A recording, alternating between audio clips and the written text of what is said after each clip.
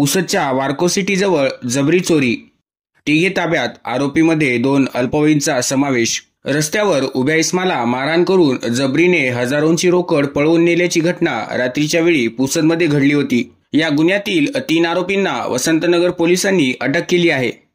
21 मार्चच्या रात्री 9 वाजताच्या सुमारास पुसद डिग्रस मार्गावरील वार्को सिटीच्या गेटजवळ बाळू मंगूसिंग जाधव राहणार माऊली तालुका मानोरा जिल्हा वाशिम हा उभा असताना तेवढ्यातच दुचाकीवर बसून आलेल्या 3 भामट्यांनी मारहाण करून खिशातील 20,000 रुपये घेऊन पसार झाले। घटनेनंतर त्यांनी आरडाओरड केली। त्यांनी वसंतनगर पोलिसात धाव घेऊन तक्रार नोंदविली। अज्ञाताविरुद्ध भांडवीचे कलम 392 34 अन्वये गुन्हा दाखल करण्यात आला होता। गुन्ह्याचा तपास करत असताना तांत्रिक बाबीवरून काढलेल्या निष्कर्षावरून पोलिसांनी मुख्य आरोपी अय्याज अहमद अजीज अहमद वय 28 वर्ष राहणार तुकाराम बापू नगर याला ताब्यात घेतले।